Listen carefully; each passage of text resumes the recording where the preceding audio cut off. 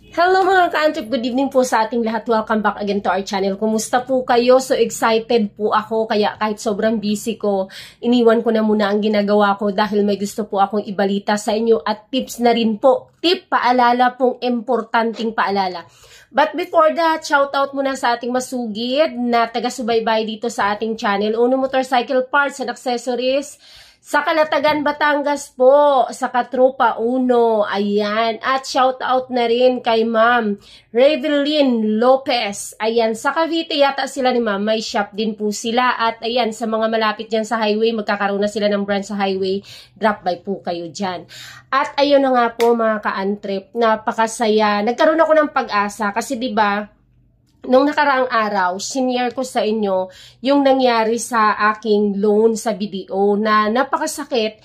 Hindi dahil doon sa masakit para sa amin, hindi dahil doon sa hindi na namin magagamit ang pera or hindi na pa sa amin yung pera. Mas masakit yung bakit nagkaganon. Bakit kung kailan pang third time, bago kami hindi na-approve. Bakit? Kung kailan pang third time na wala kami kahit na kumbaga anumang violation ang nagawa sa aming account, walang tumalbog na cheque in the past ilang years since nag-start kami ng business. Walang, basta't ganun, yun lang naman ang batayan eh. Yung account is okay naman. Kumbaga walang pinag-iba yung standing ng account namin kaysa yun sa last na loan ko 2019. Actually, mas okay nga ngayon kasi yung ilo-loan ko for another investment na sana capital, hindi siya kagaya nung last time na para talaga makasurvive. Pang pondo dito sa sa stock sa tindahan, pang pondo siya.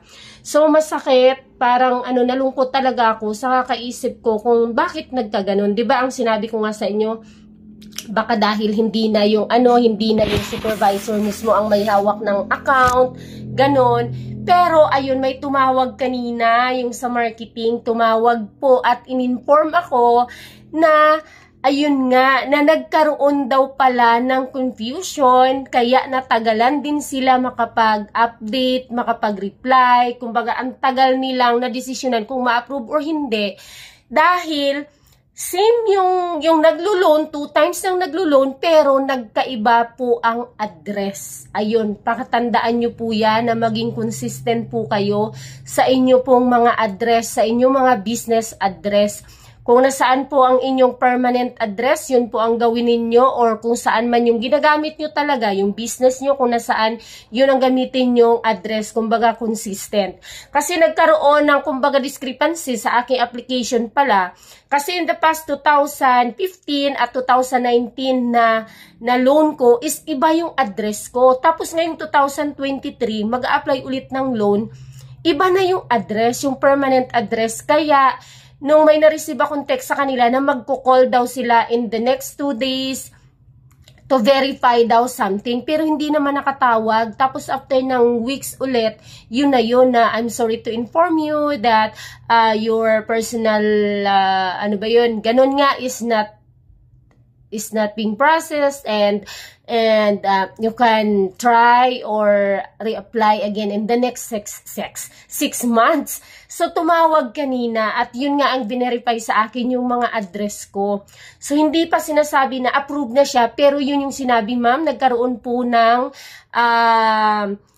confusion po doon nga sa loan department dahil daw sa aking address. So tinanong ako kanina kung in the past yung past address na ginagamit at yung ngayon. So verify ko naman, i-update na lang daw ako ulit kung kailangan ko bang mag-submit ng ID doon sa latest address na ginamit sa pag-loan. Kaya ayan, tandaan nyo po yan. Importante po yung mga addresses natin. As much as possible pala, kung ano yung mga IDs mo na ginagamit, latest IDs mo, halimbawa, nag-renew ka ng driver's license. Kasi yung driver's license ko, siya lang yung iba ang address. Yung ginamit ko doon na SS, PIN, tapos yung mga PhilHealth na yan, Pag-ibig, PIN, ganyan. Iba din yung address. Kaya nagkaroon sila ng confusion. Kasi dalawang address, tatlong ID yung sinubmit ko. latest yung license, yun yung iba yung address, kaya nagkaroon ng confusion. So doon ako parang parang naibsan yung dinaramdam ko. Wala naman tayong karapatang magtampo, 'di ba? Pero nandoon yung parang tampo kasi anong ginawa ko, anong kasalanan ko? Malinis yung account namin nung mga nakaraan, kung kailan ako kumbaga pahinga, hindi ako nag-a-apply. Tawag kayo ng tawag as in everyday. Minsan nga umaga at hapon tatawag para i-allok yung loan.